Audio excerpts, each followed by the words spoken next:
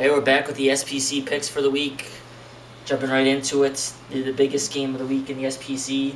Plainfield Central 3-2 at Oswego East 3-2. Two teams in need of a win to get to that 4-win mark.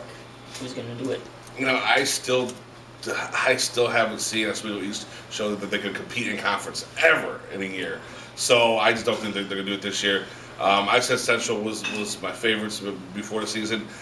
That they've kind of come back to the pack. They proved me a little bit wrong there, but I still think that they're going to win this game.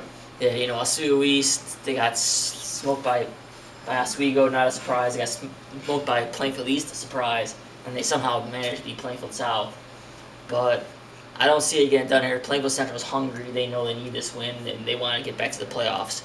So I agree with you. I think Plainfield Central is going to win this one. It could be a close game, but I think they'll take it away. And that sets up for Oswego 4-1 at Plainfield East 1-4. But East needs this one to stay alive in the playoffs, and unfortunately, I'm not so sure. They're not going to get in. Oswego's playing better than I thought they would this year. They're better than you maybe thought they would this year. I think they're gonna roll. Have a pretty easy game with Plainfield East. Yeah, Plainfield East. You thought they had promise. They kept close with some of these games, and then last week they threw up a dud against Minooka, 29-6. They're in hot water right now, and I think that we thought this year might be the first year for the playoffs. Not going to happen. I think Oswego is going to take this one probably with relative ease. What about Romeoville 0-5 at Plainfield North 4-1? Not a fun game. Plainfield North. I mean, they're gonna.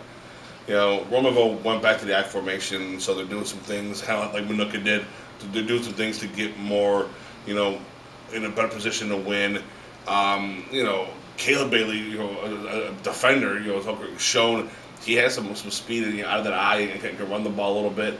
But and so they may be able to move the ball down the field now in this new formation and be a little bit more, I don't want to say competitive on offense, but I think they might be able to hold the ball offense more and not let the defense, put the defense in a position to be in the field so much. But I just don't see this one as being a close game.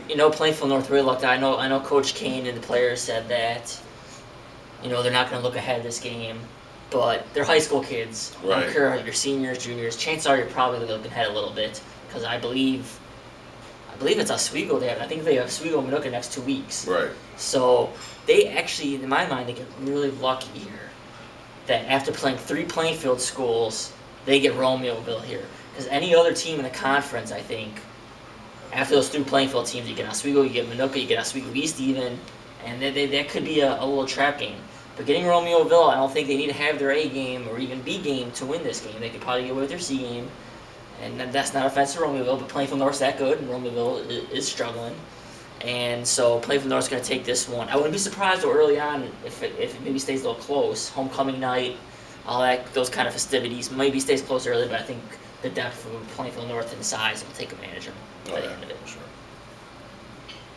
We're going to make it a clean sweep on the agreements here. Minooka 2-3 at Plainfield South, 2-3 Ridge Road rivalry.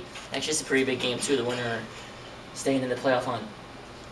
I see them both play the last couple of weeks, and if Minooka goes back to play how I saw them playing against Plainfield Central, I see them pile it up on this thing.